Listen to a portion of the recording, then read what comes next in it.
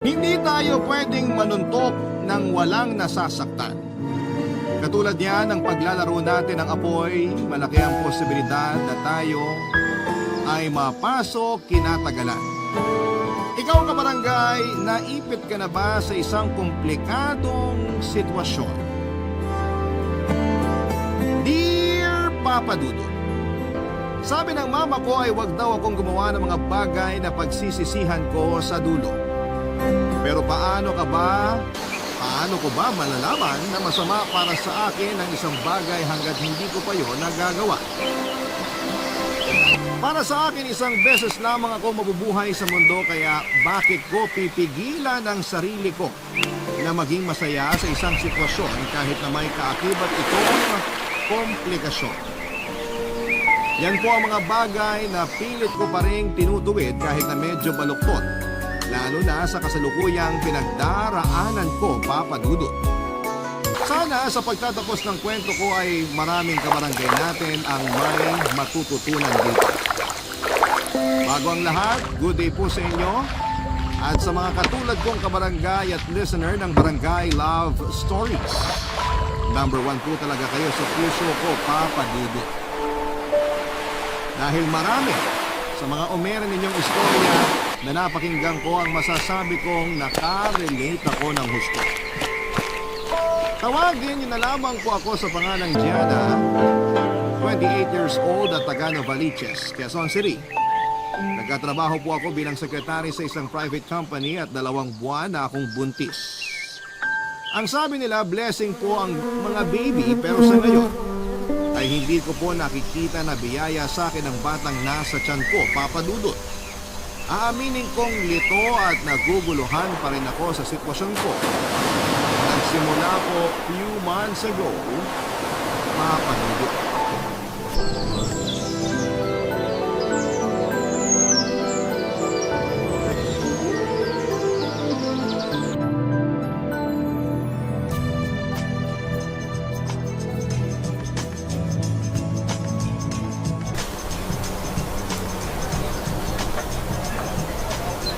Wow! Totoo ba to? Nandito tayo ngayon sa bar? Oo. Gusto mo sampalin kita para malaman mong hindi ka nananaginip? Grabe naman sa sampalin, bes. Parang di kaibigan, no? Nakaka-hurt ka ng feelings. Pwede ba tigilan mo yan? Umorder ka pa ng inumin, sagot ko. Wow! Sige, pero mamaya na. Di ko pa maubos yung iniinom ko eh. Hay, hina mo! Dati nung nag-aaral pa tayo, ikaw yung panayaya sa akin sa mga inuman. Pati ikaw yung pinakamalakas uminom. Huwag mo sabihin pinasa mo na yung corona mo sa akin. Napaka mo naman. Siyempre ako pa rin yung BFF mong malakas uminom. Pero ngayon kasi ayoko maglasing. Bilin kasi ng boyfriend ko, wag akong iinom ng marami. Yan talagang mga boyfriend na yan? Masyadong pakialamero. Hoy, hindi naman. Worried lang sa akin yung honey bunch ko. Kaya kinikilig ako. Ano po ba? O sige, tuloy mo. Susungal na rin kita ng bote. Guard! May bayolente. Huwag ka na kasi magkwento tungkol sa boyfriend mo. Alam, nakaka-break lang ng tao tapos puro ka pa ganyan. Mag-usap na lang tayo tungkol sa investment. Alokin mo na lang ako ng insurance o di kaya kung ano-anong theory tungkol sa mga alien. Huwag lang yan, Bes! Sorry na. Akala ko kasi hindi ka na-affected sa breakup nyo kasi nagbabar na tayo. Last week lang nagkukulong ka sa kwarto mo. Tumatawag pa sa akin mama mo kasi ayaw mo lumabas para man lang kumain. Last week yon, pero hindi na ngayon. So hindi ka na nasasaktan? Nasasaktan pa rin. Pero sino ba siya? Ano, habang buhay na lang ba ako magmumukmok kasi iniwan niya ako at pinagpalit sa babaeng mas pangit kaysa sa akin? Sa true rin naman. Huwag mo na siyang iyakan. Hindi siya worth it. Pinipilit ko, pero may times pa rin na nagagalit ako sa kanilang dalawa. Lalo na dun sa babae niya. Tinok ko kasi last time yung Facebook account nung impactang yun. Tapos ayun, na-offend lang ako kasi mukha siyang ewan. Kumpara naman sa akin, di ba? Na-curious tuloy ako. Gusto ko makita, Bes. Wag na, baka mamaligno ka pa. Hindi talaga siya maganda. Hindi. Mukha siyang kapre, tikbalang, lupa, kanto, manananggal. Malandi siya, makatehigan, parot. Sama sila ng ex-kong tukmol. Oo. Tama na yan, baka umiyak ka pa. Sinong iiyak? Ako? Hindi ko naiiyakan yung mga abnormal na yun, no? Ay. Tama. Mga abnormal sila. Lalo na yung ex mo. Kasi sino ba namang matinong lalaki ang ipagpapalit ang long-term relationship niya sa ibang babae? Diba? Alam mo yan, ginawa ko yung lahat. Naging loyal ako sa kanya. Pumayag nga ako makipag-live-in sa kanya kahit hindi pa ako ready nun eh. Nagreklamo ba ako? Hindi! Sinuway ko pa parents ko. At kahit control freak siya, iniisip ko na mahal lang niya ako kaya siya ganun. Sinusunod ko gusto niya kahit sa kaliit-liitang detalye. Tapos sa huli, iwanan niya lang ako. Sasama siya sa madungis na yon, ipagpapalit niya ako. Nasaan ang hustisya, Bes? Nako, mahirap hanapin ang hustisya dito sa atin. Eme ka naman eh. Oo pero ayun na nga. Hindi ka nagkulang. Binigay mo lahat. As in lahat-lahat. Nasa kanya na yun. Siya na yung may problema kasi malandi siyang lalaki. Tapos cheap pa kasi pinagpalit ka sa hindi mo naman ka-level. Nakaka-insulto kaya yun. Kaya nga iniisip ko na lang na magbe-break din sila. Na walang forever, sa umpisa lang masaya. Sabihin mo na na ang palaya ko, wala akong pake. Pero akala ba nung mokong na yun, iiyakan ko siya ng matagal? Wala na akong luha, Bes. Natuyuan na, kaya gusto ko naman bumawi sa sarili ko at maging masaya kahit paano. Kaya nga niyaya kita mag-bar. Proud ako sa'yo, Bes. Alam mo yan. Basta, happy ako kasi binibigyan mo ng pagkakataon ng sarili mo na maging masaya nang hindi kasama yung ex mong salot sa lipunan. Basta, kahit anong mangyari, nandito lang ako para sa'yo. Best friends nga, di ba? For better and for worse. Salamat. Pero sana makarma na sila kasi naiinip na ako maghintay. Kating-kating na akong pagbayaran nila yung pananakit nila sa akin. O siya, tama na yan. Sayaw na lang tayo sa dance floor. Magpakasaya na lang tayo at kalimutan na muna natin yung ungas na yun. Hindi kanya deserve, girl. Ang ganda-ganda mo eh. Talaga? Sayaw na nga tayo. Heartbroken po ako, Papa Dudut, kasi iniwan ako ng live-in partner ko at pinagpalit sa isang babaeng mukhang puwet ng kaserola. Nasasaktan po ako at nagagalit ng mga panahon yun. Pero ayokong ipakita sa best friend kong si Myra na porke iniwan ako at pinagpalit ay habang buhay na akong magiging kawawa. Balde-balde ng luha ang iniyak ko para sa damukol na lalaking yon. At ang masahol pa ay nagmakaawa pa akong piliin niya ako, Papa Dudut. Lumuhod-luhod pa ako at kulang na lamang ay halikan ko ang mga paa niya na para bang sinaswerte siya. Ngayon ay nasusuka na ako pag naaalala ko ang kabaliwan kong yon sa kanya. Hindi naman sa sinasabi kong mali ang magmahal. Maling lalaki lang ang minahal ko. Maling-mali kasi na umasa ako na kami na hanggang sa dulo. Tapos bigla niya akong iniwan sa ere ng ganon-ganon na lamang. Kaya nga noong napagod na akong questionin ang sarili ko kung saan ako nagkulang, kahit ginawa at binigay ko naman ang lahat, ay tinigilan ko na ang pag-iyak sa lalaking yon, Papa Dudut. Pero yung lungkot at mga luha ay napalitan ng matinding galit at buon. Kung totoo ang impyerno, sana'y masunog sila doon ng babae niya. Kung totoo ang karma, ay sana'y paulit-ulit na layong maranasan para makaganti naman ako kahit papaano. Dahil sa pinagdaanan ko ay naging defense mechanism ko po yung kumilala ng ibang tao para hindi ako malungkot. Feeling ko kasi ay burden na ako sa best friend ko kahit na sinabi niyang nandyan lamang siya para sa akin. Kaya nga sinubukan kong tumayo sa sarili kong mga paa. Pumasok po ako sa tinatawag nilang hook-up culture, kung saan ay marami akong nakilalang lalaki at babae na kapwa ko ay naghahanap ng good time at panandaliang aliw. Isa na nga po doon si Boris, Papa Dudut.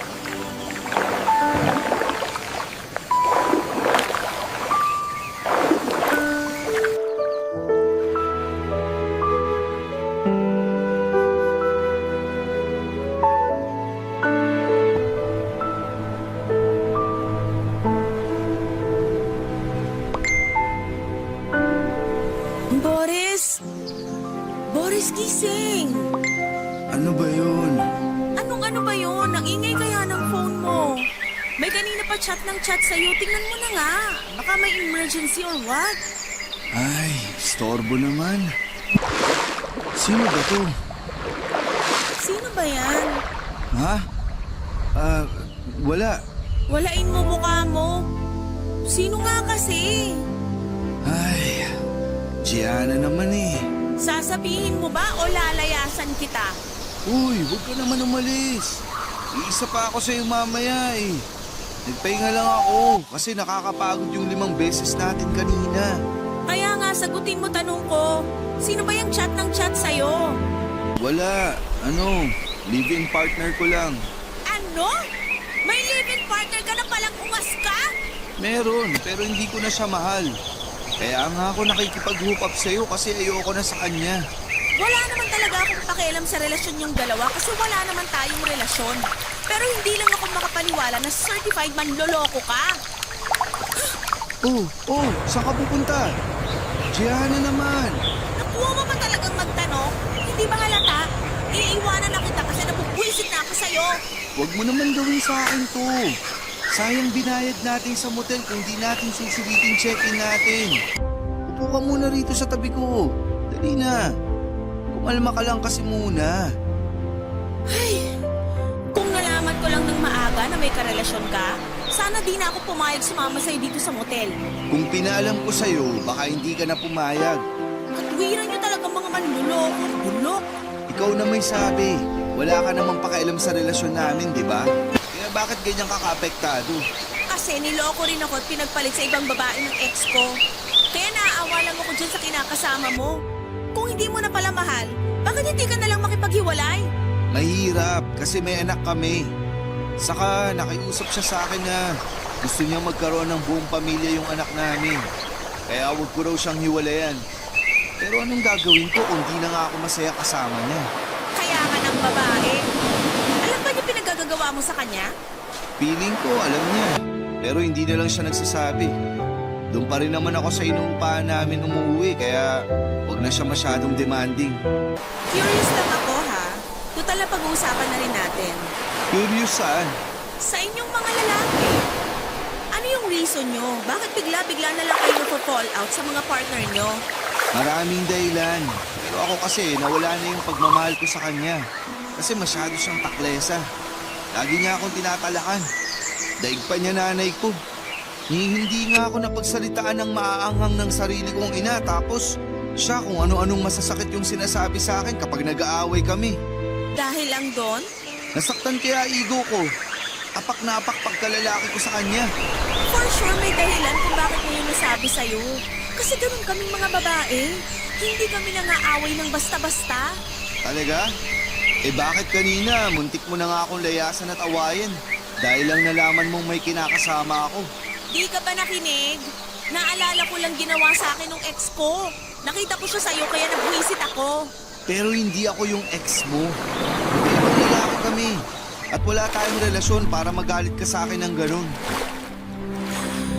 Ay, sa bagay, para naman akong tanga sa asal ko kanina. Problema mo na yan kung magkahulihan kayo ng live-in partner mo, ha? Basta labas ako dyan. Huwag niyo akong idadamay. Bakit naman kita idadamay? Hindi mangyayari yun. Kasi matinik ako. Siguraduhin mo lang yung pinagsasasabi mo. Ayoko ng gulo. Walang mangyayaring ganun. Kaya huwag ka nang mag-alala. Saka, huwag na nga natin siya isali sa usapan. Parang gusto ko na lang ulit may mangyari sa atin. Ready ka na ba ulit? In a relationship na pala si Boris pero aminadong manloloko. Wala akong pakialam sa bagay na yon not until sinabi niya sa akin ang katotohanan. Noong una ay gusto ko siyang suntukin sa mukha kasi iniikutan niya sa ulo yung syota niya at kinakasama niya pero naisip ko na huwag na lang kasi baka mapuruhan ko pa at madimanda pa ako. Masasabi ko naman Papa Dudut na na-enjoy ko yung nangyari sa amin ni Boris ng gabing yon. At naulit pa nga nang naulit ang hook-up namin kahit na alam kong may karelasyon na siya. Ewan ko ba, hindi na ako nandidiri na dalawa niya kaming kinakasama. Basta sinabihan ko siya na huwag na lamang niya ang bubuntusin ako. Magaling kasi si Boris at panalo ang performance niya, Papa Dudut. Hinahanap-hanap ko. Kaya lang ay nagkaproblema lamang kami noong naramdaman kong naging masyado na siyang piling niya. May isang beses na hindi na lamang siya nagte-text sa akin para makipag-hook up kung ano-anong sweet messages na ang kanyang pinapadala na parang magjowa na rin kaming dalawa. Na kinainisan ko naman, Papa Dudut. Akala ko ay trip lamang niya at mawawala rin pag nahimasmasan na siya. Kaso consistent po talaga si Boris sa pagpapadala ng ganong klase ng mga mensahe. Ang malupit pa ay nagsabi siya sa akin na gusto niya akong ligawan. Anak naman ng teteng Papa Dudut. Nakakaloka ang mga pangyayaring yun. Barangay Love Stories. Barangay Love Stories.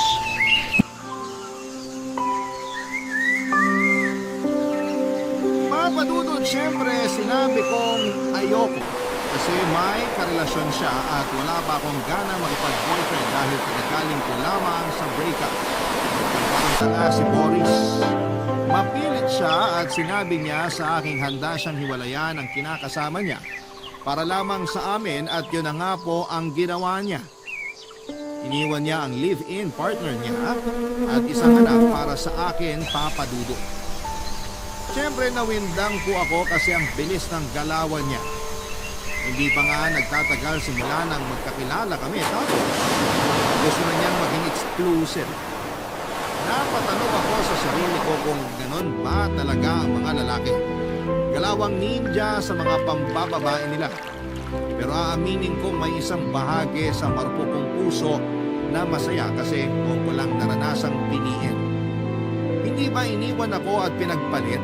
Tapos iniwan ni Boris ang pamilya niya kasi ako ang pinili niya. Feeling ko talaga ay bida ako sa isang teleserye ng mga panahong yon. Sa kabilang banda ay hindi ko naman po sinabi kay Boris na gawin niya mga bagay na yon. Vocal ako na ayaw ko pang pumasok sa panibagong relasyon pero hindi ko naman siya matanggihan kapag nagyayaya siyang may mangyari sa amin.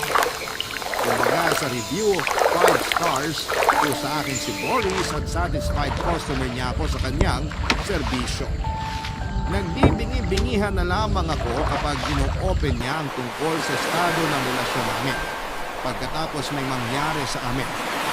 Akala ko ay baliwalain hanggang sa nagsawa na ako at nakwento ko ngayon sa kaibigan kong si Myra, Papa Dudut.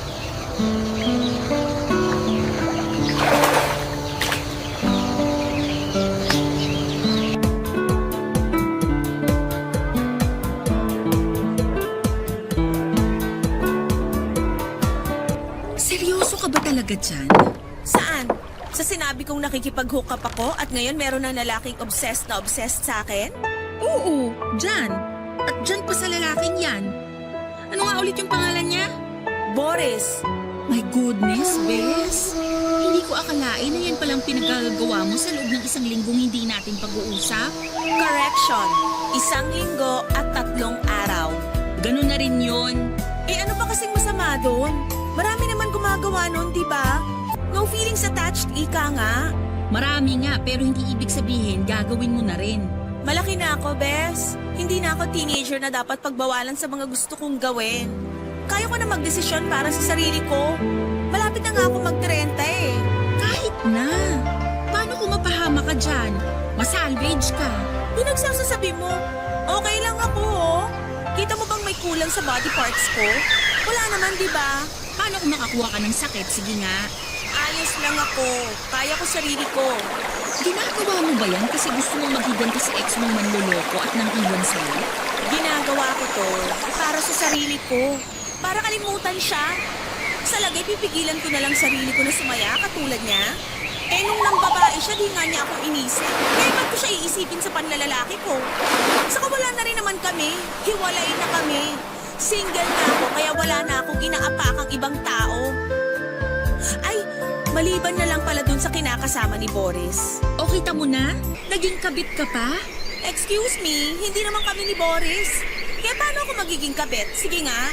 Pero may karelasyon pa rin siyang tao. Sana kung gaganyan ka lang din pala. Doon na sa kapwa mo single. Para wala na kayong masaktan. Sorry, okay? Bago lang naman ako sa hookup culture na to. Malay ko ba sa rules and regulations na yan? Basta ako, one night stand lang habol ko kay Boris. Kaso naulit pa nang naulit hookup namin kasi magaling talaga siya sa kama. Mas magaling pa siya sa ex ko na madalas pilipeki ko lang yung Huwag mo nang ituloy, Bes. Nakakaloka ka. Mas naloloka ako kay Boris kasi parang baliw na siya sa akin, Bes. Mantakin mo, hihiwalay niya yung live-in partner niya para lang opisyal akong ligawan? Sinabi mo ba sa kanyang ayaw mo maging exclusive kayo? Sinabi ko na. Para lang akong sirang plaka kakapaulit-ulit sa kanya kaso ewan. Di ko alam kung tanga lang ba siya o nagbibingi-bingihan. Ang hirap ng sitwasyon mo. Gusto mo siya na ayaw mo. Paano mo naman nasabi na gusto ko siya? Kasi sabi mo magaling siya sa kama. Hindi mo naman siya babalik-balikan kung hindi ka nasa-satisfy sa bagay na yun. Tama rin naman. Hirap lang kasi sa kanya bakit kailangan niya pang gawing komplikado yung lahat. Bakit hindi na lang kami maging magka-hook up forever? Sira, hindi pwede yung sinasabi mong forever. Ano? Hanggang pagtanda, gusto mo para usan ka lang? Sakit mo naman magsalita. Masakit talaga ang katotohanan, Bes. Saka tama naman sinabi ko. Oo na. Pero sa ngayon hindi ko siya kayang iwan. Ayoko naman makipagkilala sa iba kasi paano na lang kung hindi nila mapantayan yung galing niya sa kama. Ay di sayang lang effort ko. Hindi ko akalain may ganyan ka palang side. Hindi na kita kilala. Pero sabi mo BFF pa rin tayo. For better or worse nga, di ba? Oo, kaya lang, huwag mo naman ipahamak ang sarili mo, Bes. Mamaya, imbis na panandalian ayun lang ang hanap mo. Makaano ka sa pinagagagawa mo. Gusto ko lang naman maging masaya. Kung makakalong pa ako dahil lang sa bagay na yun, aba, maawa naman sa akin ang universe. Hindi ko yun deserve. Ewan ko sa'yo, hindi na kita carry.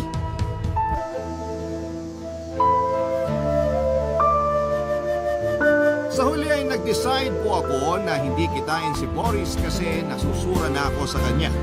At sa pagiging clingy niya, samantalang hindi naman kami magkarelasyon. Siguro'y ganon talaga, hindi ko na gusto yung may nagdidikta sa akin tungkol sa mga bagay na dapat at hindi ko dapat ginagawa. Ganon kasi ang eksaktong experience ko sa ex-boyfriend ko at live-in partner ko, Papa Dudu. Kumbaga, dinumero ang mga galaw ko sa kanya, ultimo pagsusuot ko ng mga damit na hindi naman masyadong sexy ay nakikialam siya. Siyempre, inintindi ko yun dahil mahal ko at akala ko ay pinoprotektahan lamang niya ako. Pero kunwari lang pala ang lahat dahil niloloko na niya ako at ginagawa niya lamang yun para manipulahin ako. Kaya nagkaroon na rin talaga ako ng trust issues. Kaya naman po si Boris, kahit na may itsura, matangkad, mabango at magaling sa kama, pero pagdating sa pinansyal na aspeto ay masasabi kong katulad ko lamang siya, nahamak na isang empleyado. Nagtatrabaho sa isang construction firm sa Mandaluyong si Boris. Above minimum ang kita niya, pero magiging na kwento niya sa akin na perang madalas nilang pinagtatalunan ng dati niyang kapartner. Breadwinner din kasi si Boris at nag-aabot pa rin sa nanay niya kasi wala naman itong pinagkakakitaan at maliliit pa ang mga kapatid niya. Yung iba nag-aaral pa nga tapos siya yung panganay. Wala na silang tatay, maagang sumakabilang bahay. Kaya nga naiintindihan ko yung ex niya kung bakit wagas makapagtingan sa kanya. Lalo na kasi na mukhang kontento na si Boris sa kita niya tuwing kinsenas at katapusan. Tapos red flag pa siya kasi kulang na nga yung perang nakalaan para sa pamilya niya. Nakuha niya pang mambabae. Kapal ng mukha, grabe. Kaya naman iniwasan ko na siya papadudot at tiniis kong hindi makipagkita sa kanya para maramdaman niyang ayoko na. Pero may isang beses na hinahanap ko talaga yung katawan niya at kung paano niya ako paligayahin. Pansamantala lang na natigil ang hookup namin noong meron akong nakilalang bagong lalaki. Si Clark, Papa Dudu.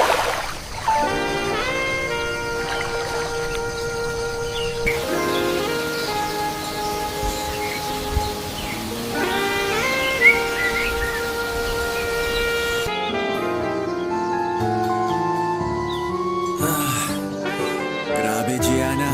Galing mo. Suko ako sa'yo. Magaling talaga ako. Sinabi ko naman, di ba? O kita mo ngayon, sumuko ka. Sorry, di ako naniwala agad kasi akala ko puro ka lang salita. Yan tayo eh. Pero alam mo, baka hanap-hanapin ko na to. Alin? Yung performance ko? Oo, tsaka ikaw mismo. Talaga? Sige, bakit nga? Kasi maalaga ka, malambing at palangiti.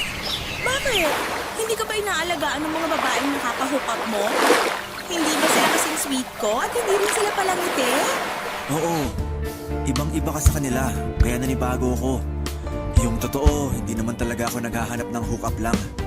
Gusto ko rin makakilala ng tao na magiging kaibigan ko. Bakit? Wala ka bang mga kaibigan? Meron, pero hindi ko naman sila lagi nakakausap at nakakasama. Bakit kasi hindi ka nalang mag-girlfriend? Wala pa akong babaeng nakikilala na mamahalin ko, kaya single pa rin ako hanggang ngayon. Sa bagay, mas mabuti na rin enjoyin mo pagiging single mo kasi kapag nagka-jowa ka na, hindi mo na magagawa yung ganito. Ikaw ba? Talagang hookup lang habol mo sa isang lalaki? Oo. Feeling ko kasi hindi pa ako ready pumasok sa relasyon. Hindi pa ako handang masaktan kasi kagagaling ko lang dun, no? Maawa naman ang kalawakan sa puso ko. Di pa nga naghihilom tapos may darating na naman para wasakin to. Kung ano man ginawa sa'yo ng ex mo, kasi lang masasabi ko, sira ulo siya. Tumpak! Para sa akin, hindi ka niya deserve. Lalo na kung wala ka naman ginawang masama sa kanya. Pero ikaw pa tong ginawa niya ng masama. Hindi ko alam kung bakit may mga lalaking ganyan. Nasa kanila na yung perfect na babae, nakuha pang mang babae. Wow! Ngayon lang ako nakarinig ng ganyan mula sa isang lalaki, ha? Gusto ko kasi pag nagka-girlfriend ako, siya lang yung mamahalin ko. Sa kanya lang ako titingin. Hindi ako maghahanap ng ibang babae. Talaga lang, ha? Kaya mo yun? Kasi parang wala na akong kilalang lalaki na hindi nagtataksil sa mga jowa o kinakasama nila. Bakit? Ganon din ba papa mo? Ha? Ewan ko, siguro. Kasi may ilang beses din sila nag-away ng mama ko tungkol sa pagiging babaero ni Papa. Pero di naman sila umabot sa puntong naghiwalay sila. Kasi mas nanaig daw yung pagmamahala nila. Parang ewan. Hindi na ako naniniwala sa love na yan simula nung lokohin at pagmukain akong tanga ng ex ko. Totoo na walang forever. Paano kung sabihin ko na kapag ako naging boyfriend mo, hindi mo mararanasang masaktan, kagaya nung ginawa sa'yo nung mokong mong ex? Pinagsasasabi mo? May plano ka bang ligawan ako? Paano kung sabihin kong oo? Hindi ko alam isasagot ko, Clark. Okay lang. Di mo naman kailangan sumagot ngayon eh. Bakit kasi naisip mo yan? Bakit naman hindi? Single ka, single ako. Unless may ibang nagkakagusto sa'yo. Wala no, single ako. Eh di mabuti. Huwag na nga muna nating pag-usapan yung tungkol sa bagay na yan kasi kakikilala pa lang natin.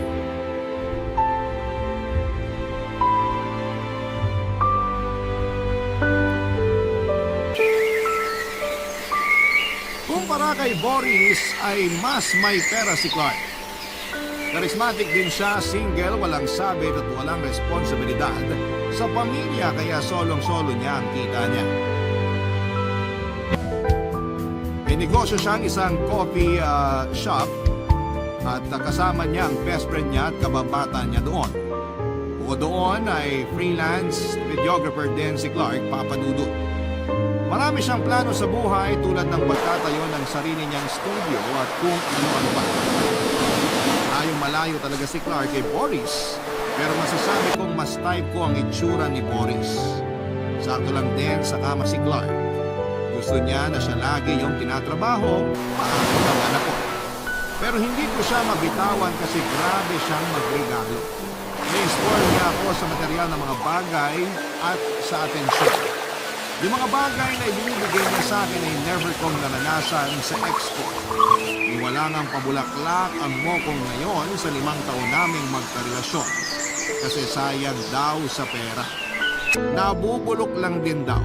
Tapos wala man lang kahit sweet, long messages kasi nakukornihan siya. Sa huli malalaman kong ginagawa niya pala yon sa bago niyang babae. Unfair pero bahagi na lamang siya ng nakaraan ko. Hindi ko lang mapigilang hindi magdamdam kapag kinakain ako ng insecurity. Basta iniisip ko na lamang na mas maganda pa rin ako sa pinalit niya sa akin. At kinalaman ko yung bagay na nagbibigay ng motivation sa akin. Pero bumalik tayo sa kinikwento ko, Papa Dudut. Sinabi ko po kay Clark na wala akong boyfriend at walang naghahabol sa akin, pero nalaman po ni Boris na may iba na akong lalaking kinakahumalingan. Kaya naman gumawa siya ng paraan para guluhin at sirain kami. Isang gabi bigla na lamang pong sumulpot si Boris sa parking lot ng restaurant. Kinakainan namin ni Clark at doon siya nag-iskandalo, Papa Dudut. Basta ang natatandaan ko na lamang noon ay nagkaintan sila ni Clark at nagpang-abot sila sa parking lot ng restaurant, Papa Dudut. Barangay Love Stories. Barangay Love Stories. Papa Dudut, nagulat po ako kay Boris sa mga ginawa niya at sinabihan siya ng kabasasakit at maanghang na salita ng gabi yun. Kita ko po sa mga mata niya na mangyak-ngyak siya pero wala na akong pakialam pa. Ang kapal na mukha niyang manggulo at mag-amo. Pasalamat nga siya kasi naawat ko si Clark na wag na siyang idemanda kahit na matapos niya itong suntukin sa mukha nito. May sugat din naman at pasa sa mukha si Boris kasi napuruhan din siya ni Clark, Papa Dudut. Naawa nga ako kasi nabangasan yung gwapo niyang mukha pero ayos na rin yun para mabawasan ang kakapalan nito. Sa huli, napaalis ko na rin si Boris pero sa akin naman po nagalit si Clark. Nagsinungaling daw ako sa kanya na wala akong sabit kasi hindi niya inaasahan na merong Boris na lilitaw para mang-away at manira ng gabi namin. Wrong timing lang kasi nung mga panahon na yon ay nagsisimula na akong ligawan ni Clark, Papa Dudut. At kahit na hindi siya kamukha ni Jack Roberto ay plano ko na siyang sagutin dahil alam kong magiging mabuti ang trato niya sa akin. Kaso lahat ng yon ay sinira lamang ni Boris. Sa huli, nilayasan ako ni Clark, Papa Dudut at hindi niya ako pinakinggan kahit na anong pagmamakaawa ko na huwag niya akong iwanan. Marami siyang sinabing masama at masakit sa akin ang gabing yon. Ilan doon ay malandiraw ako, makate, haliparot at manggagamit. Laspag na at kung kani-kaninong lalaki, sumasama. Siyempre, nanikip ang dibdib ko sa mga sinabi niya.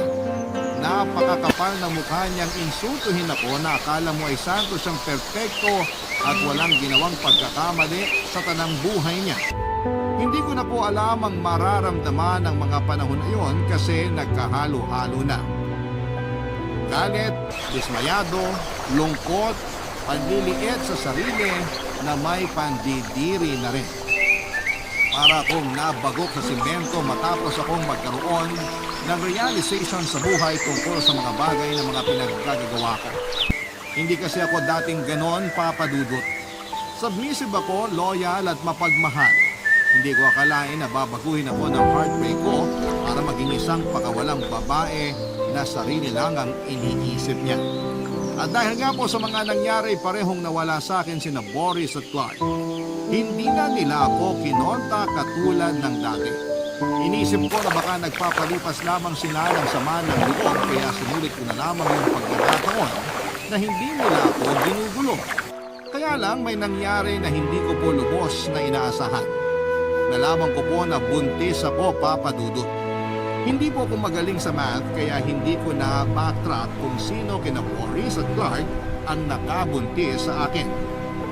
Pero hindi naman kasi nagkakalayo yung pagitan ng mga araw simula nang nakilala ko sila.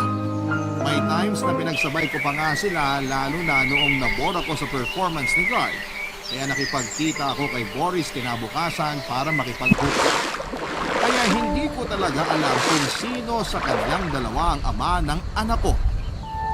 Si Clark po kaagad ang unang pumasok sa isipan kong kontakin pero cannot be reached siya. Natarandala po ako ng mga panahong yon kaya kinailangan ko si Boris. Mabuti na lamang dahil pumayag siyang makipagkita sa akin ng mga panahong yon, Papa Dudut.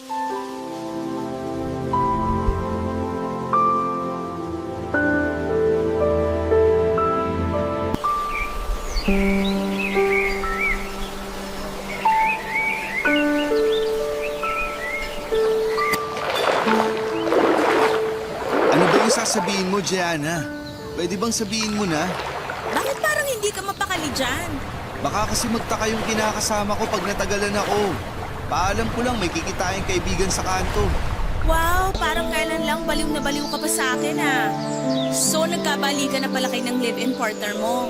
Oo, dahil pinatawad niya ako ulit nung nagmakaawa ako sa kanya. Sabi ko magbabago na ako, alang-alang sa pamilya namin. Sinasabi na nga ba?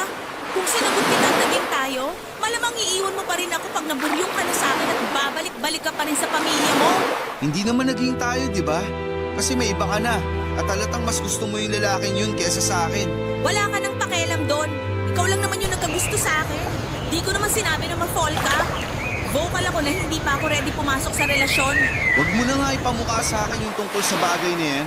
Kasi kahit anong sabihin mo, hindi ako maniniwala sa'yo.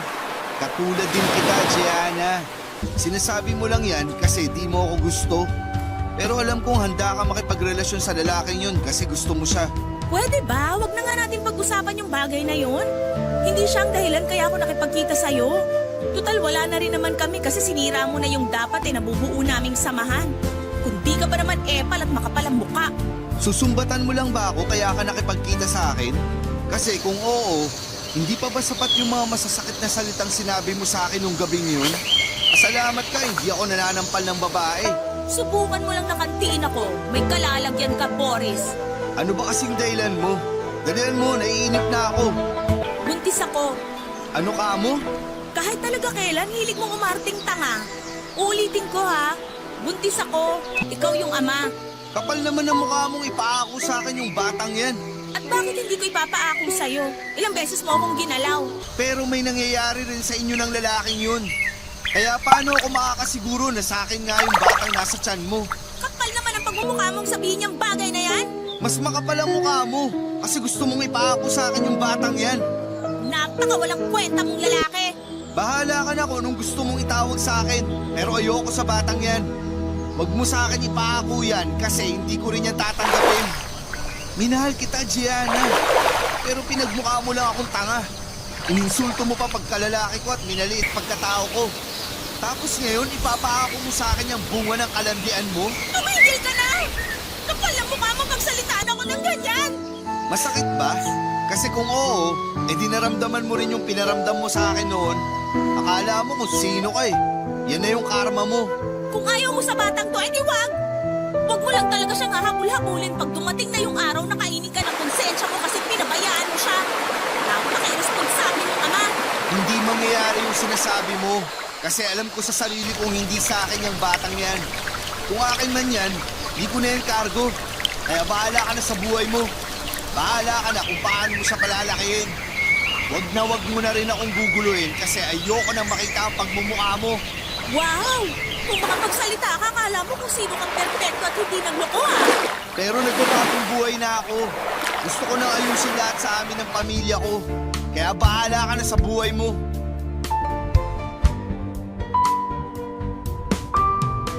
Hindi po ako makapaniwala na ganoon lamang akong binitawan ni Boris matapos niyang magkandara pa sa akin at habol-habulin ako noon. Ang kapal pa ng mukha niyang sabihin na gusto na niyang ayusin ang buhay niya kasama ang dati niyang karelasyon nung nagkabalikan na sila. Kaya hindi na niya ako kayang pangatawanan kahit na anak pa niya ang dinadala ko papadudok. Muli po akong nakaramdam ng insulto at panliliit sa sarili. Agad na nagbalik sa akin yung mga araw na hindi ako pinag ng ex ko at iniwan ako para sa ibang babae. Yun kasi ang eksaktong pinaramdam sa akin ni Boris ng mga panahon na yun. Gusto ko sanang magmakaawa sa kanya pero hindi ko na ginawa pa. Sa isip ko kung ayaw niyang akuin ng bata ay kay Clark na lamang ako lalapit dahil meron din namang posibilidad na siya ang tatay ng baby sa tiyan ko. Kung saan-saang simbahan na ako nagdasal para lamang maging kay Clark ang ipinagbubuntis ko. Kasi kung sakaling sa kanya nga ang anak ko ay may chance na ulit na matuloy yung naudlot naming relasyon. Kumpiyansa po ako na mapapatawad niya ako at babalik yung dati niyang amor sa akin dahil magiging isang pamilya na kami. Kaya nga Kaya ginawa ko ang lahat ng paraan para makontak siya kahit na inabot pa ako ng ilang araw. Grabe naman kasi si Clark. Blinak ako sa lahat ng social media at restrict sa mobile number niya. Parang wala kami pinagsamahan. Pero sa huli, nakausap ko pa rin siya, Papa Dudut.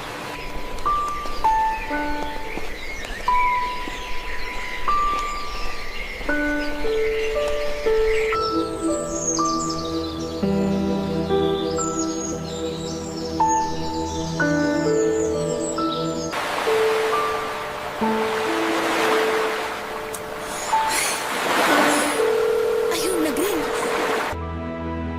Please, Clark, sagutin mo na.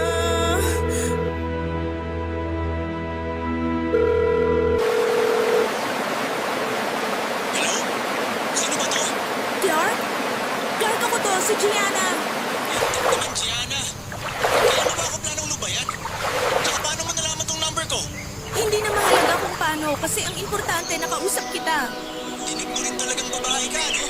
Clark naman, hanggang ngayon ba galit ka pa rin sa akin? Aba, sinong di magagalit sa'yo? Sinungaling ka eh. Sabi mo wala naghahabol sa'yo tapos meron palang baliw na nagkakantarapa sa'yo. Ikaw na may sabi, baliw si Boris. Saka hindi ko siya gusto, siya lang naman yung may gusto sa akin eh. Kahit na. Ayoko nang may umaaliligid sa'yo na para bang asong nauulol. Kaya kung gusto mo sa kanya, dun ka na.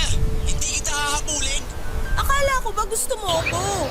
Sabi mo mahal mo ako at gusto mo pa nga akong ligawan. Tapos ngayon kung makapagsalita ka, parang wala tayong pinagsamahan ah. Dati yun. Pero na-realize ko na nadala lang ako ng damdamin ko. Hindi pala talaga kita gusto. Lalo na nung nalaman ko na pinagsasalitan mo kami ng nabukol na Boris na yun. Napakalandi mo, Gianna. Nakakadiri ka. Huwag na huwag mo na ulit akong tatawagan. Sandali lang naman. Ano ba kasi yun? May sasabihin ako. Mahalaga, kaya kita kinontak. Kung makikipagbalikan ka sa akin, ngayon pa lang, huwag ka na umasa. Kasi natakuhan na ako. Iniisip ko pala na makita pagmumukha mo, nasusuka na ako. Hindi naman yan yung bagay na sasabihin ko. Pero baka magbago isip mo pag nalaman mo. Ano ba kasi yun? Masyado kang pa-suspense. Buntis ako, Clark. Ikaw, ama. Sira ulo ka ba? Paano ko magiging tatay ng batang nasa tiyan mo? Eh dalawa ka rin gumalaw sa'yo. Malay ko kung meron pang iba. Malandi ka, di ba? Basta sigurado akong ikaw tatay nito. Gusto mo pa DNA test natin yung baby kapag lumabas? Pa-DNA test mo mukha mo. Di ako mag-aaksaya ng panahon para gasusan yung gimmick mo. Anong gimmick pinagsasasabi mo dyan? Hindi tayo naglalaro rito, Clark. Buntis ako, kakapacheck up ko pa nga lang. Gusto mo bang makita yung sonogram ng anak natin?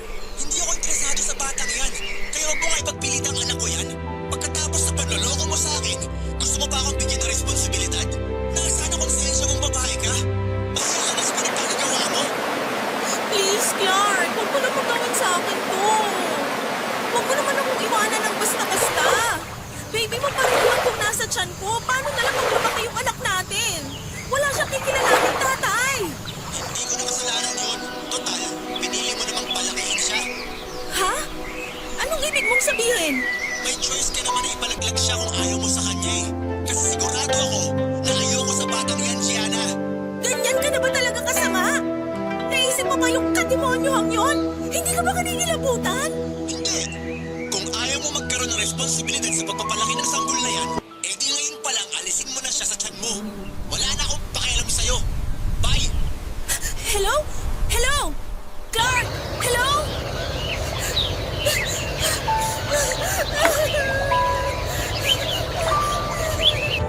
Hindi ko na po na-contact pa si Clark ng mga sumunod kong attempt na tawagan siya, Papa Dudut. Ang bilis niya akong na-block at hindi ko na rin alam kung saan ko siya hahanapin dahil kaunti lang naman ang impormasyong na ibigay niya sa akin noong maayos pa ang relasyon naming dalawa. Si Boris naman ay nilinaw na wala na rin planong makipagkita sa akin para kunin ang batang hindi ko sigurado kung anak ba niya o ano. Basta para akong pinagsakluban ng langit at lupa ng mga panahong yon kaya umiyak na lamang ako pagkatapos. Hindi nga nagtagal ay sumuko na lamang ako sa kakakontak sa dalawang lalaking dahilan kung bakit ako nasa miserabling sandali ng buhay ko ngayon. Gulong-gulo po ako, Papa Dudut, at hindi ko alam kung ipagpapatuloy ko pa ba ang pagbubuntis sa baby ko pagkatapos ng lahat ng mga nangyari. Ewan ko kung handa na ako maging isang ina. Paano na lamang kung paglaki niya ay hanapin niya kanyang ama. Hindi ko pa alam kung paano yon ipapaliwanag sa kanya. Kaya sana'y mapayuhan ako ng mga kabarangay natin. Alam ko po na maraming magagalit sa akin dahil sa kagagahan ko. Pero wala na po akong magagawa dahil nagbunga na ng bata ang kapusukan ko. Hindi ko pa po sinasabi sa parents ko ang pagbubuntis ko. Kasi naguguluhan pa ako kung itutuloy ko ba ito o susundin ko na lamang ang sinabi sa akin ni Clark. Pero natatakot po ako kasi alam kong dugot laman ko pa rin ang batang dinadala ko. Maraming salamat sa inyo, Papa Dudut, sakaling mapili po ninyong basahin ang istorya ng buhay ko. God bless sa programa ninyong Barangay Love Stories and more power sa inyong istasyon. Ang inyong forever kapuso at ka-barangay, Gianna. Mahirap maging opsyon ng isang taong hindi sigurado sa seryosong relasyon. Minsan, akala mo ay ikaw na yung tinadhana sa kanya. Tapos sa huli, katang-isip lang pala. Ikaw, kabarangay, gaano ka kasigurado sa taong kapiling mo ngayon? Dear Papa Dudut, mapagpalang araw po sa inyo at sa mga nakikinig ngayon. Tawagin niyo na lamang po ako sa pangalang Vanessa. 31 years old, taga Quezon City. 5 taon na yung relasyon namin ng boyfriend kong si Nico. Meron na rin po kaming nasimulang small events company. May papakilala ko yung sarili ko bilang isang artistic at adventurous na tao. Since palagi ko rin naririnig sa programa ninyo na naghahanap yung ibang mga letter sender ng kamukha nilang artista, maglalagay na lang din po ako para kahit papaano ay ma-imagine ang mga nakikinig ngayon kung anong itsura namin ng boyfriend ko. May mangilan-ngilan na pong nakapagsabi sa akin na kamukha ko daw si Glyza De Castro dahil sa mga ako at hugis ng mukha ko. Si Nico naman ay medyo hawig daw ni Derek Monasterio. Magkaiba ang personality namin ni Nico. Logical at business-minded siya, samantalang ako naman ay emotional at artistic. Sa negosyo namin, siya yung utak at ako naman yung puso. Kampante na kami sa isa't isa, Papa Dudut. Share ko lang na kahit na hindi pa siya nagpo-propose, ay ramdam ko lang papunta na rin kami sa pagpapakasal. Magkasundo na ang pamilya namin, hindi naman po sa nagyayabang pero masasabi ko na po na nang panahon na yun ay financially stable na kaming dalawa. Tanda na magkaroon ng pamilya sakaling gustuhin na namin. In fact, tuwing may reunion, isa yon sa palaging naitatanong sa amin. Kung kailan kami magkakanak at kailan lalagay sa tahimik at bumuo na ng sarili naming pamilya. Noon nagkaroon ng isang yoga at spirituality event na pinaghandaan namin, isa sa features na nasabing event ang libreng hula gamit ang tarot cards, Reiki healing at kung ano-ano pa. Mukhang masaya magpahula gamit ang tarot cards. Pero hindi naman ako nagpapaniwala sa mga ganon. Pero dahil nga nasa event na rin naman ako ay napagkatuwang kong magpahula. At sa palagay ko, yun na rin ang simula ng paggambala ng tahimik kong buhay, Papa Dudut.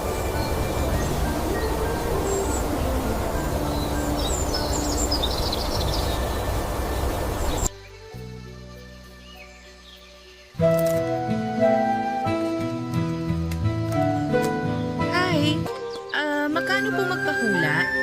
First time mo bang magpahula? Opo, first time ko lang. Gusto ko lang pong subukang magpahula. Sige. Okay. Pero magkano nga po? 500 kapag mga tanong-tanong lang.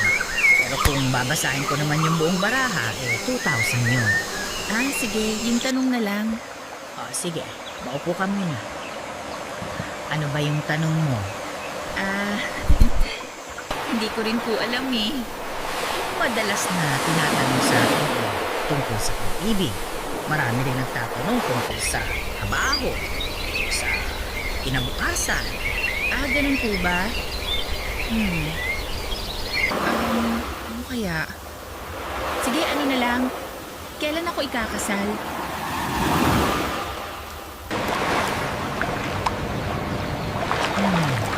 Naku, ano ba naman yan? Death card? Nakakatakot naman po yan. Mamamatay na ba ako? Hindi naman porke death card, ibig sabihin kagad literal na may mamamatay. Mararamdaman mo na yung ibig sabihin nito ay may mga pagbabagong mangyayari sa buhay mo. Okay. Sa career o sa family? Sa pag-ibig. Naku, mambababae ba yung boyfriend ko?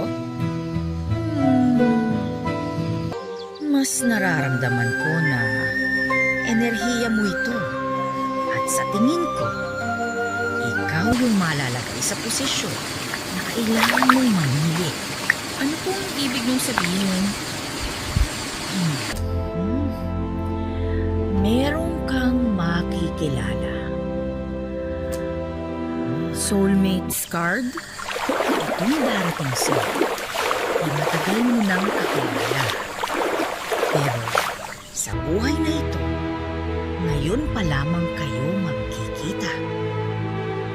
Ilang mga nakaraang buhay na kayong nagkikita at meron din na hindi. Pero sa lahat ng yun, hindi kayo nagkakatuluyan. Siya ang soulmate mo. Paano ko po siya makikilala? Unang pagkikita niyo pala, malalab at first sight na kayo sa isa't isa. Magugustuhan niyo na ang isa't isa. Matangkad siya, malapad ang ikat, mo. Pareho kayo ng mga interes at mga pinagdaanan sa buhay. Paano niyo po nalaman? Ay, joke lang po. Sorry. Alam kong hindi lahat naniniwala sa hula. Pero wala rin namang pilitan ito. Nasa inyo kung maniniwala kayo. Naku, na-offend ko po yata kayo. Pasensya na po talaga ha. Biro lang po yun. Walang kaso sa akin yon kasi ikaw naman yung lumapit sa akin Kung ano yung lumabas sa mga baraha, hindi ko na kontrolado yun. Naiintindihan ko naman po. Kaya pasensya na talaga kung nagbiro pa ako ng ganon. Huwag ka nang mag-alala, Iha. Ayos lang yun. Basta't yung trabaho ko lang ay manghula. Kayo pa rin yung may kontrol sa magiging kapalaran ninyo. Salamat po. Pero, Iha, payo lang ito, ha? Pag dumating na sa puntong kailangan mo nang pumili, pag-isipan mo nang mabuti. Patatagin mo ang loob mo para pagdating ng pagsubok na yun sa'yo, buong-buo kang makakapag-desisyon. Nako, salamat po ha. Pero sana po hindi yun mangyari. Masaya na po ako sa boyfriend ko at sapat na po siya para sa akin. Hindi magiging madali ang lahat. Gaya ng iniisip mo, Iha. Kayo naman po, parang tinatakot nyo na ako niyan eh. Hindi kita tinatakot. Lahat ng sinabi ko, pwedeng gabay mo lang. Ikaw pa rin yung gagawa ng kapalaran mo. Sabi nyo nga po kanina. Paano po? Lalabas na po ako. Ito po yung bayad ko. Salamat po. Alam kong nauunawaan mo yung mga sinabi ko. Umayon sana sa'yo ang pagkakataon, Iha.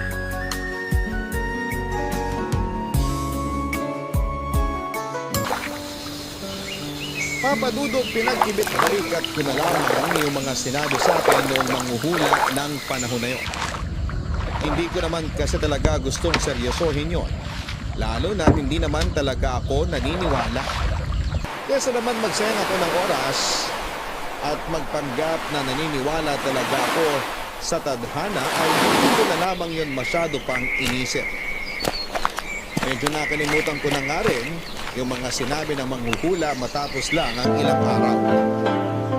Nagpatuloy yung buhay ko.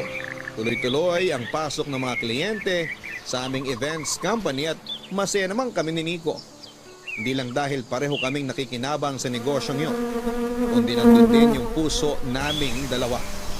Mahirap din naman at nakakapagod pero masasabi kong sulit naman ang bawat oras na ginugugol namin sa napili naming negosyo. Makalipas nga ang isang buwan, magpapasko noon.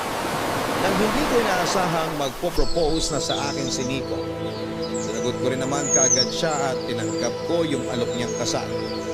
Medyo madamdamin pa nga noong binigay ko yung matamis kong oo sa kanya. Pero dahil din sa hindi inaasahang trahedya sa pamilya, namatayan kasi si Nico ng malapit na kamag-anak. Ilang linggo lang matapos yung proposal niya, kaya inatras muna namin yung kasal. Wala namang masama kung susundin namin yung pamahiin, lalo na't marami pa naman kaming oras para sa kasal. Hindi naman yun naging problema sa amin. Ang mahalaga na lang ay engaged na kaming dalawa, Papa Dudut. Naisip pa nga namin na mas makakabuti yun para mapag-ipunan pa namin ang mga gastusin dahil malaki yung mga angka namin. Kapag malaki yung naipon naming budget, mas marami kaming maimbitahang kamag-anak kung sakali. Hanggang sa nakakuha kami ng isang medyo malaking out-of-town project mula sa kaibigan ni Nico para sa 5th anniversary ng kumpanya na pinagtatrabahuhan nito. At dahil sa Iloilo gaganapin yung event ay bumiyahe kami ni Nico papunta roon a few weeks bago yung event. At doon ko na nga nakilala yung tao na unti-unting magpapabago ng pananaw ko pagdating sa tadhana.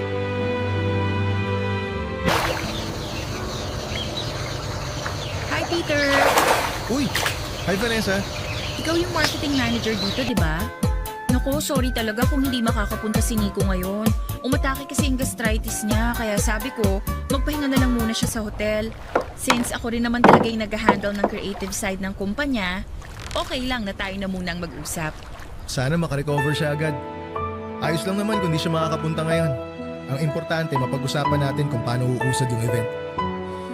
Sandali, nagkita na ba tayo dati? Hindi ako sure eh. Pero familiar ka. Uy! By the way, hometown mo rin ba itong Iloilo? Hindi. Sa Manila ako pinanganak at lumaki. Oh, baka doon tayo nag-meet somewhere tapos di lang natin maalala. Doon ako nag-college eh. Okay. Sa Baguio naman ako nag-college. Kinailangan ko kasing alagaan ng mama ko. Only child kasi ako eh. Kaya walang ibang mag-aalaga ng time na yun. Talaga? Only child ka? Only child din ako. Pero ako naman, naghiwalay mama at papa ko nung magka-college na ako. Kinuha ako ni papa tapos pinag-aaral niya ako sa Manila. Naghiwalay din yung mama at papa ko nung 16 ako. Wow, talaga? Kailangan na pala natin pumasok dun sa venue. Kasi 1 hour lang pwedeng kausapin yung manager. Maaga pa naman. Ano pa lang oh? 11 a.m.? Wow, synchronicity. Anong sinabi mo? Wala. Naaaliw lang kasi ako 11 yung oras. Tara, labas na tayo.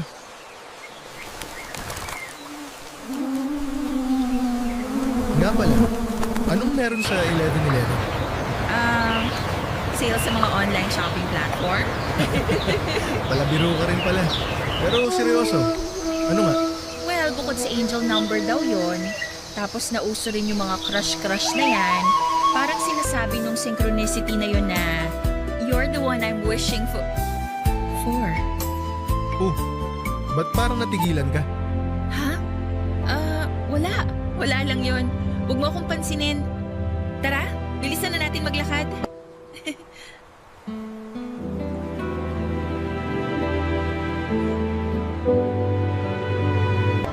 Papadudot nung unang beses kaming magtagpo ni Peter ay may kakaiba na akong nararamdaman.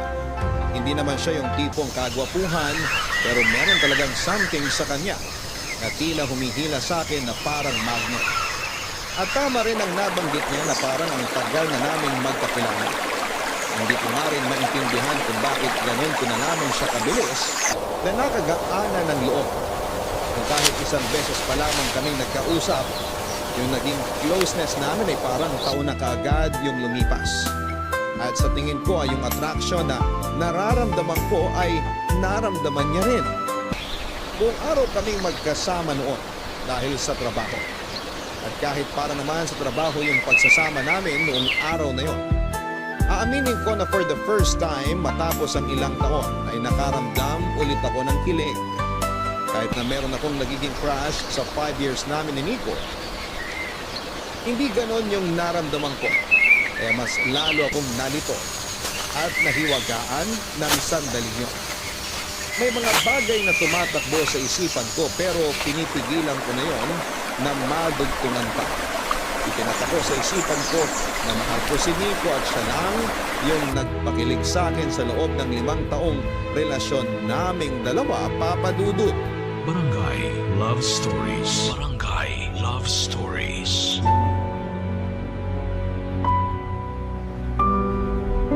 Papa Dudut, aminado ako noon na hindi lang simpleng kilig yung nararamdaman ko. Noong nakasama ko si Peter, tingin ko ay mas malalim pa yon doon. Hindi rin kami yung romantic na parang high school, kundi kilig na parang tumatagos sa buong pagkatao ko. Alam kong mali na maramdaman ko yon habang kami pa ni Nico. At hindi lang basta kami, kundi engaged na. Konting kembot na lang at ikakasal na kaming dalawa. Pero hindi ko alam kung bakit parang sinusubok ako ng tadhana. Hindi ko maipaliwanag, Papa Dudut. Pero sa buong araw na magkasama at magkausap kami noon ni Peter, feeling ko ay may nabuksan sa aking puso't isipan. Parang napuno ako ng liwanag at ligaya. Parang ang mundo ay napuno ng mahika. First time ko kasing maranasan yung ganong feeling sa tanan ng buhay ko. Ayaw ko mang aminin pero ang totoo, mas matindi ang kilig na bumabalot sa aking katawan noong araw na yon kesa sa kilig na nararamdaman ko sa buong pagsasama namin ng taong malapit ko nang pakasalan. Ang ganda pala dito sa Iloilo, no? May urban area, may nature, may music and arts. Meron din naman sa ibang lugar pero iba pa rin yung feeling pag nandito talaga. Ano bang mas trip mo? Sea person ka ba o mountain person? Ayoko sa dagat. Mas gusto ko yung mga bundok o bukol. Ako rin, mas gusto ko yung mga yan. Feeling ko may phobia yata ako sa tubig eh. Pakiramdam ko kasi para ako malulunod kapag nakakakita ako ng dagat. Mas gusto ko rin yung mga puno-puno. Tapos hiking, ganon. Siguro may experience ka na muntik ka nang malunod nung bata ka pa. O baka hindi ka marunong lumangoy kaya ka takot sa dagat. Nakuha mo. Hindi nga ako marunong lumangoy. Ikaw ba? Anong kinatatakutan mo? Parang ganun din.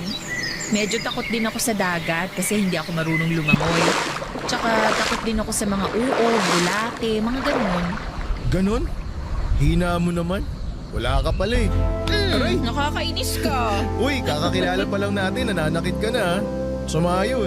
Che, ikaw naman kasi. Uy, alam mo, parang ang saya mag-hiking dito. Wow! Bilis magbago ng mood ah. Ay, sandali lang. Uy! Grabe ka! Bigla-bigla ka namang lumiliko. La, bakit bigla tayong napunta dito sa rough road? Sorry. May naalala lang kasi ako. May papakita ako sa'yo. Ang dilim naman dito. Dito lang banda madilim. Paglagpas natin ang daan na to, maliwanag na. Makikita mo. Malayo ka ba? Malapit na tayo.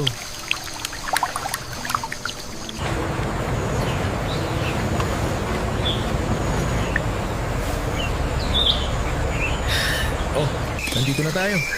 Ang liwanag nga rito. Tama ka. Baba tayo. Ha? Baba tayo ng sasakyan. May papakita ako sa'yo. Okay.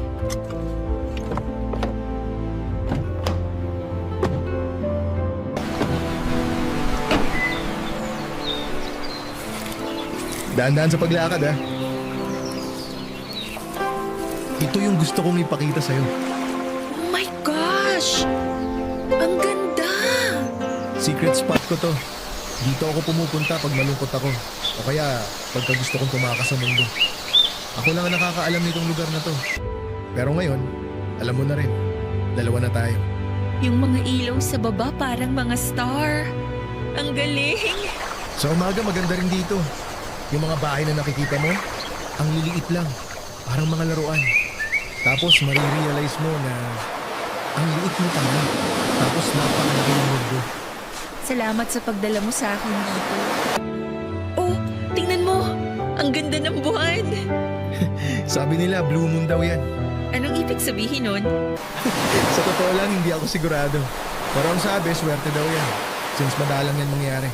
Naniniwala ka ba sa mga ganon? Hindi masyado, pero parang gusto ko nang maniwala ngayon. Ako rin. Oh, nagdiring ata phone mo. Ay, oo nga.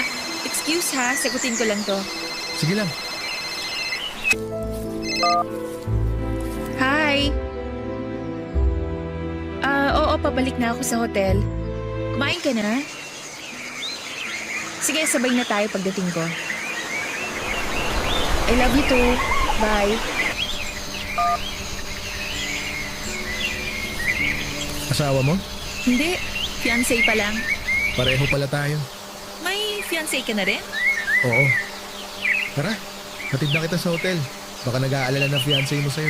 Sige, tayo na. Tayo na? Hindi pa nga ako nanliligaw. Sinagot mo na ako agad. Sira, ang ibig kong sabihin, tayo na sa kotse mo. Eto na nga po, ma'am. Naglalakad na. Wait lang pala, may itatanong lang ako. Ano yun? Di ba sabi mo, ikaw palang nakakaalam ng lugar na to? Oo. Bakit? Ba't ako yung dinala mo rito? Wala lang. Huwag mo na isipin yun. Halika na. Hatid na kita. Baka mamaya bombahin ako ng fiancé mo eh.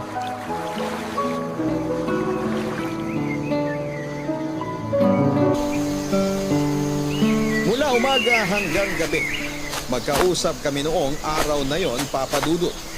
Medyo na-late pa ako nang balik sa hotel kasi nga ay bigla akong dinala ni Peter sa isang secret spot niya.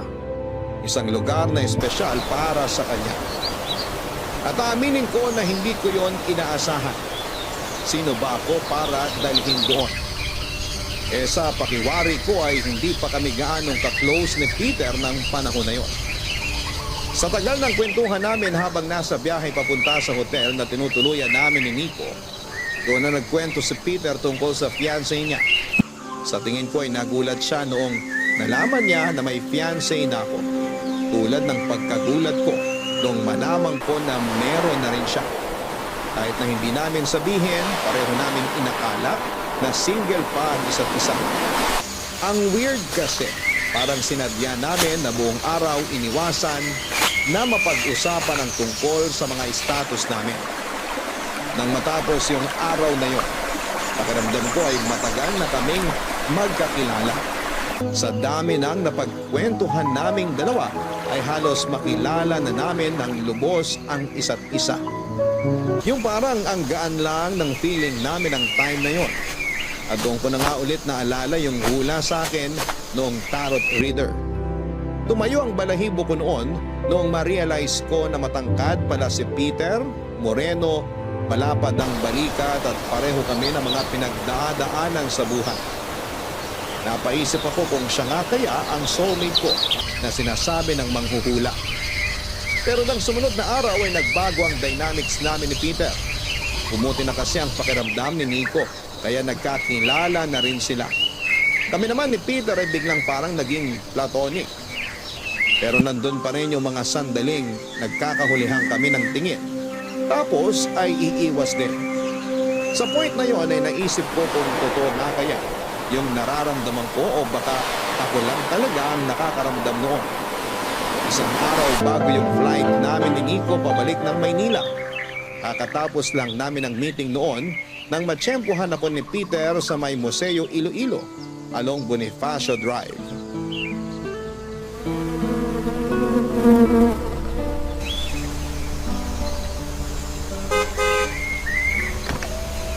Vanessa! Oh, Peter! Pabalik ka na ng hotel? Hindi pa, mamimili muna ako ng mga pasalubong. Okay. Gusto mo samahan kita? Ha? Sure ka? Baka may gagawin ka pa ha? Wala na akong gagawin, kaya halika na. Sumakay ka na. Ay, sandali, pababa ako Huwag para... ka nang bumaba, ano ka ba? Ako na lang magbubukas ng pinto. Okay lang naman. Seatbelt please. Ay, sorry. Okay lang. Ayan. Nga pala, bukas na flight nyo? Oo eh. Baka pala pumunta ako ng Manila next month. Sana pwede tayo magkape pag bakante. Sure, gusto ko yan. Ay, wait lang ah. Kukuha lang ako ng tissue. Meron ka kasing pintura sa kaliwang tenga. Punasan ko ah. Ha? Ala, ako na. Ako na lang. Ano na? Pinupunasan ko na eh. Sige na nga. Ano ba yan? Ayaw matanggal. Lapit ka ng konti. Ha? Okay. Bakit? Bakit pati yung amoy mo, pamilya?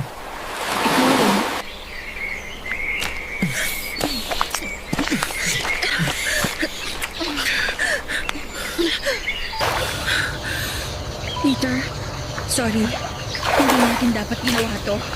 Nagsisisi ka ba? Hindi, pero... Hindi ko rin pinagsisisihan. Kaya hindi mo kailangan mag-sorry. Ginusto naman natin pareho, di ba? Pero... May fiancé na ako. Hindi na to pwede. Hindi na dapat maulit. Akala ko ba hindi ka nagsisisi? Alam ko rin naman na mali to eh. Pero... Mamimiss talaga kasi kita ng sobra. Mamimiss din kita. Sobra. Pati ba tong ginawa natin? Mamimiss mo? Alam mo naman siguro ang sagot sa tanong mo na yun. Binibiro lang kita. Huwag ka nga masyadong seryoso dyan. Huwag mo na lang isipin yung nangyari. Ha? Okay lang ba yun? Ha? Okay. Akala ko lang kasi... wag na nga. Huwag na nating stressin mga sarili natin sa pag-iisip ng kung ano-ano. Enjoy na lang natin tong temporary escape natin. Temporary escape talaga?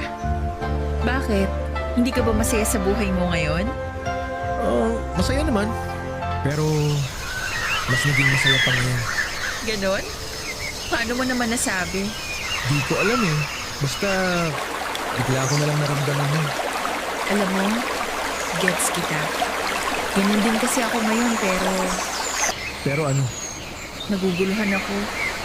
Di ko nga alam kung tama ba na ma-feel ko yung ganung saya. Mas maluwag kung magiging malaya ka sa nararamdaman mo. Pero mas maganda kung aalis na tayo. Kasi di ba magsha-shopping ka pa? Oh my gosh, hala! Feeling ko nakarating na tayo sa pupuntahan natin. Ay, ano ba itong nangyayari sa akin? Alam mo, mas mabuti talaga na samahan kita. Mukhang kailangan mo nang makakausap eh. Huwag kang mag-alala. Di ko gagawing boring yung mga oras na kasama mo ko. Sure ka ba talaga? Baka mamaya... Mamaya, uuwi na rin tayo. Yun. Sira ka talaga. Tara na nga. Mag-drive ka na. Aba, demanding ah. Girlfriend? Ah, ganon? Ikaw... Biro lang.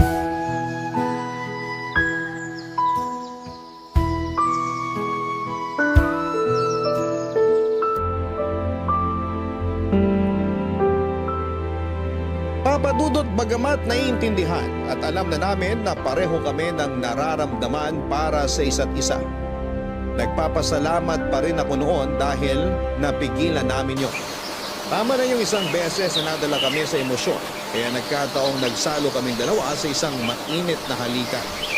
Pero may parte pa rin sa isip ko na hindi yon pinagsisisihan. Kahit kasi pigilan ko ang sarili ko ay naroon pa rin. Yung feeling na tanging ako lang ang nakakaalam. Ngunit aaminin ko na sa puntong yun, handa na rin talaga akong talikuran ang lahat para kay Peter. Kahit na isang linggo pa lang kaming magkakilala noong panahong yun. Sa puntong yun ay tinanggap ko na ang soulmate ko nga siya. At baka kami nga ang tinadhana para sa isa't isa. Bumalik kami ni Nico sa Manila na parang walang nangyari. Pero sa akin, ang labanan ng nagbago. Mahal ko pa rin si Nico pero ang pagkatao ko ay tila nahuli at nahati sa dalawa. At yung kalahati ay naiwan kay Peter. Hindi ko alam kung papaano pipigilan yung sarili ko sa nararamdaman ko. Lalo na't sigurado na din ako noon na mahal ko na rin si Peter. At sa bawat oras na malayo kami sa isa't isa, ay hinahanap-hanap ko yung presensya niya. Alam ko na rin ang mga oras na yon na hindi na magiging tulad ng dati yung nararamdaman ko para kay Nico. Dahil hindi ko na kayang burahin sa sistema ko si Peter, Papa Dudut. Barangay Love Stories. Barangay Love Stories. Papa Dudut, lumipas ang mga linggo na halos walang development sa amin ni Peter. Kahit kasi na-add na namin ang isa't isa sa Facebook ay hindi rin naman kami nagkakausap. Yung parang naghihintayan kami kung sino ang unang magbubukas ng usapan at naiintindihan ko naman kung ano yung pumipigil sa amin noon. Sa tingin ko rin, yun yung tamang gawin. Kaya naman ang nangyari hanggang pag-like na lamang kami ng mga post ng isa't isa online. Nakita ko na rin kasi sa mga post ni Peter yung fiancé niya. Maganda siya, medyo nakaramdam ako ng selos pero nakaget over din naman kagad ako. Dahil alam ko na mali yun at wala akong karapatan. Tapos nung nag-birthday ako ay saka lang siya nakaramdam muli. Binati niya ako dahil lumabas daw sa notification niya. At doon na rin niya sinabi sa akin na sa susunod na linggo, birthday naman niya. Nang moment na sinabi niya yun, nanumbalik ulit sa akin lahat ng synchronicities namin. At bumalik na naman sa akin yung kilig at deep feelings ko para sa kanya ng ganon kabilis.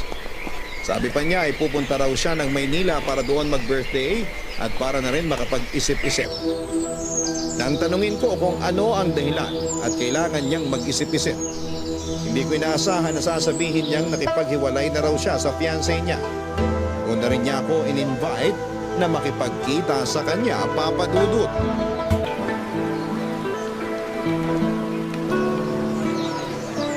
Buti na lang dito mo ako dinala sa Manila Bay Area. Matagal ko nang gustong pumasyal dito eh. Nga pala, salamat at kinita mo ako. Bakit naman hindi? Magkwento ka. Kumusta ka naman? Okay naman ako. Actually, okay na. 2 weeks ago, masakit pa eh. Pero ngayon, magaan na. Feeling ko tama lang din yung naging desisyon ko. Wala akong pinagsisisihan. Ikaw yung nakipaghiwalay? Oo. Kasi alam ko namang may mali na eh. Kaya ayun, ako na yung nagpuso. Kesa naman patagalin ko pa tapos hanggang din, masasaktan lang din naman siya. Bakit? Paanong masasaktan? Anong ginawa mo? Sabihin na lang natin na naramdaman ko na lang na hindi ko na siya mahal. Parang na-fall out of love ako bigla. Akala ko nga nabibigla lang ako eh. Baka kailangan lang namin ng time na magkasama. Pero wala na talaga eh. Yun na yun. Pero nag-hold on pa rin ako ng mga ilang linggo. Sinubukan kong labanan yung nararamdaman ko. Pero hindi siya makalis-alis eh. Pakiramdam ko, may iba na akong gusto. Feeling ko, in love na ako sa ibang babae. Sino? Kanino ka na in love ngayon? Vanessa, hindi na ako magpapaligoy-ligoy pa. Alam ko na wala na akong masyadong oras para patuloy ko pang itago ito. Pero simula nung nakilala kita, nung mahalikan kita, nung mga sandaling nagkasama tayo, hindi ka na nawala sa isip ko. Ako? Nung una kitang makita, iba na yung pakiramdam ko. Akala ko, simpleng crush ko mawawala rin paglipas ng mga araw.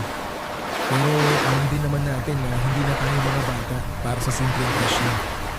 Mas lalo lang kasi lumakas yung nararamdaman ko na yun. Matapos kitang halikan. Hindi ko maipaliwanag eh, pero... Pero parang tayo yung nakalaan para sa isa't isa. Oo. Ganun nga. Kayo pa rin ba rin ito? Oo. May balak ka bang iwan siya? Hindi ko alam, Peter. Tatanungin kita ngayon, Vanessa. Kasi gusto ko namang gawin mismo sa bibig mo yung sagot. Karami ba tayo ng mararamdaman sa isa't isa? Mahal mo na rin ba ako? Oo. Oo. Mahal na rin kita. Pero mali ito eh. Maling-mali. Ikakasal na kami ni Nico. Kung mahal mo na rin pala ako, di makapag-iwalay ka na sa kanya. Niloloko mo na lang siya. Hindi ko alam. Pero ang hirap. Hindi ako kasing tapang mo para gawin yun. Ang daming pwedeng mangyari kapag sinabi ko to sa kanya. Sa tingin mo ba, magiging masaya rin tayo pagkatapos nun? May mga masasaktan tayong tao. Gusto kitang yakapin ngayon. Gustong gusto rin kitang halikan. Pero alam ko na hindi pwede. Pwede bang hawakan ko na lang tong kamay mo? Sige. I'm sorry Vanessa pero hindi ko lang mapigilan itanong. Pwede ba kitang halikan ngayon? Ano? Nasa public place tayo. Kung ganun, di wag tayo dito. Pero saan naman tayo pupunta? Alam kong alam mo yung ibig kong sabihin. Alam kong nakuha mo yung sinasabi ko. Pero kung alanganin ka, may intindihan ko. Basta gusto ko lang malaman mo na mahal kita. Yun yung sigurado ako. At pasensya ka na talaga, hindi ko lang mapigilan yung sarili ko na iparamdam sa'yo kung gaano kita kamahal. Hindi ko talaga alam kung tama pa ba itong gagawin natin. Alam mong mali ito pero natatabunan yung takot ng pagmamahal mo para sa akin. Kaya parang tama na rin. Pasensya ka na. Ayaw sana talaga kitang ilagay sa sitwasyon na to pero baka kailangan mo nang mamili. Kailangan ko ng oras, Peter. Ayoko pang magdesisyon sa ngayon. Please, sana naman maintindihan mo yun. Okay, sige. Maghihintay ako kung kailan ka magiging ready. Hihintayin kita, Vanessa. Hihintayin ko yung magiging sagot mo.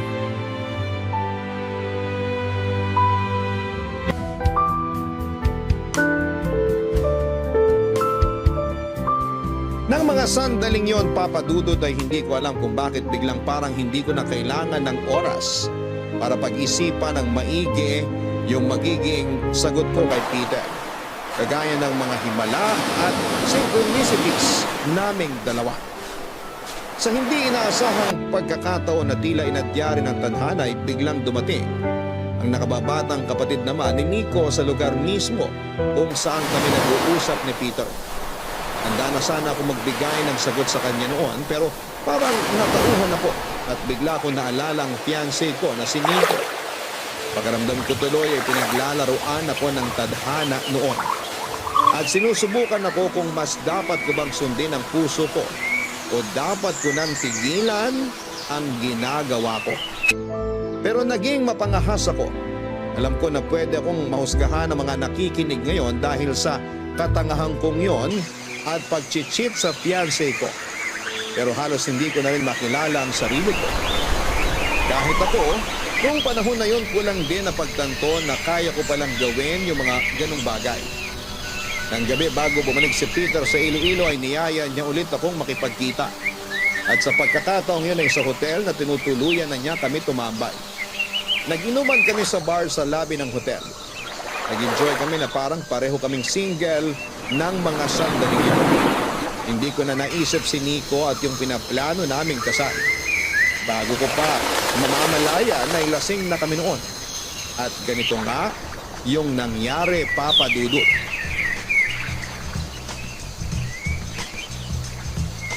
Okay ka lang ba? Okay lang. Medyo masakit lang ulo ko. Gusto mo munang magpahinga o mahiga? Nasa 4th floor yung kwarto ko. Sige. O tara. Daan-daan lang sa paglakad ha.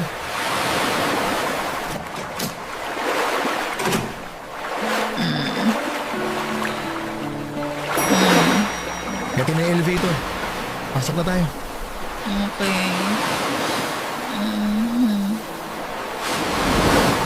Buti malapit lang tong elevator paglabas ng bar nitong hotel.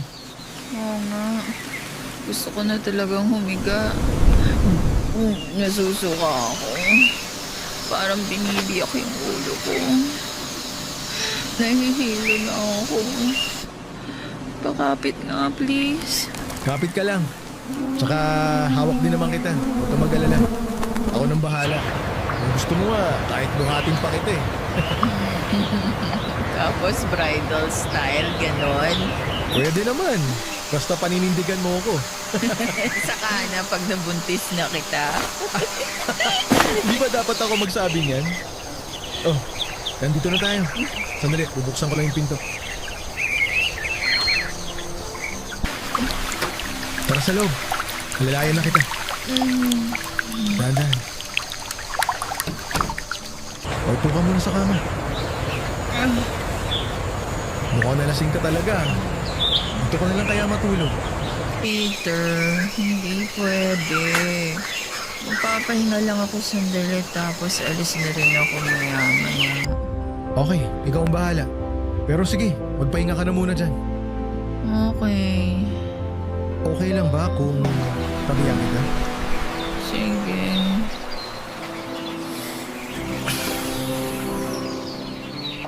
Vanessa, Ano yun? pwede ba kitang halikan? Please. Okay.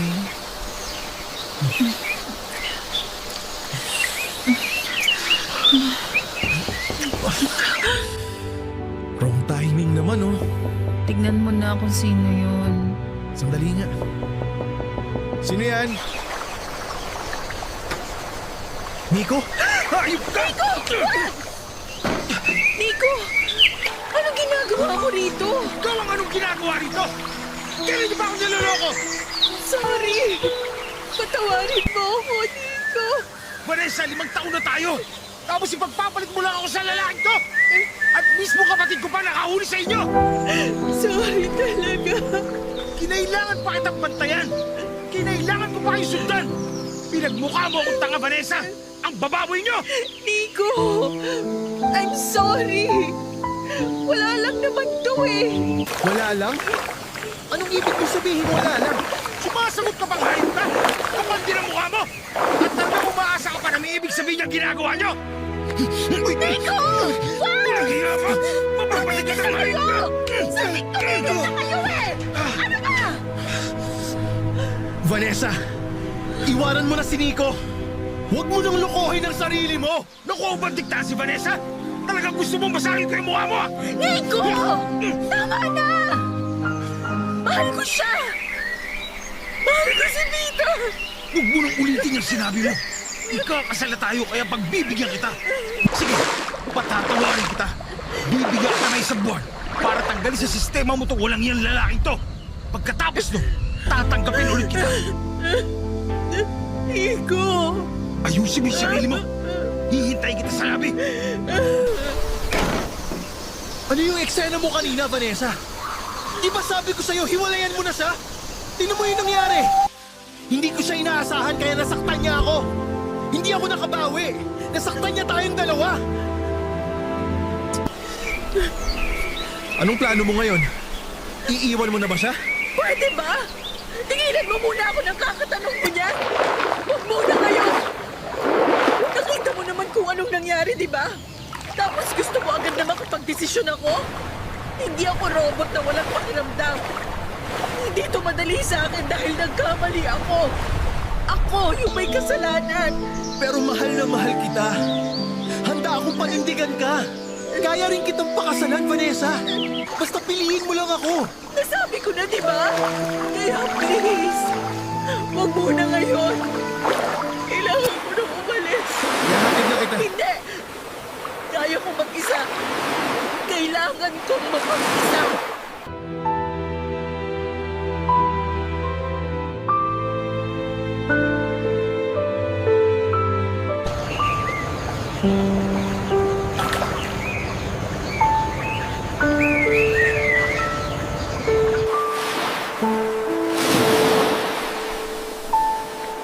Mag-iisang buwan na rin mula nang mahuli kami ni Nico sa hotel, Papa Dudut.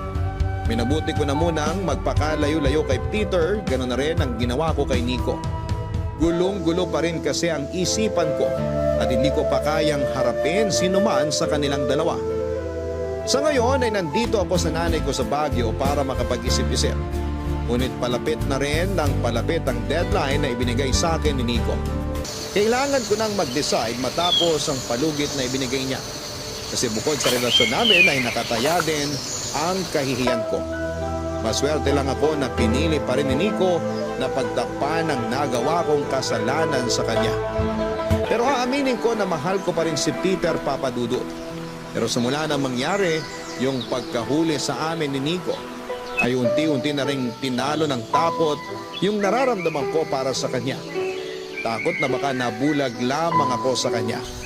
Baka nadala lang sa mga ipinapakita niya sa akin tuwing kasama ko siya. Baka mali talaga na pinapaniwalaan namin na soulmates kaming dalawa. Isa pa, pag nagkataon, natatakot din akong sabihin sa mga kaibigan at mga kamag-anak namin ni Nico na hindi na namin itutuloy pa ang kasal. At higit sa lahat ay paano kung pagsubok lang pala ang mga nangyari. Pero si Nico naman pala yung talagang gusto ko at mahal ko. Litong-lito na po ako, Papa Dudut. Sana po ay matulungan ninyo ako. Sa ngayon, hanggang dito na lamang po muna ang sulat ko. Nais ko rin pong sanang humingi ng payo sa mga nakikinig. Naintindihan ko na pwede akong mahusgahan ng iba. Pero handa akong makinig sa mga opinyon ng bawat isa. Inanda ko na ang sarili ko bago ko pa isulat ang kwento ng pag-ibig ko. Handa na rin ang aking pagkatao bago pa ako magpasyang ibahagi ito sa Barangay Love Stories.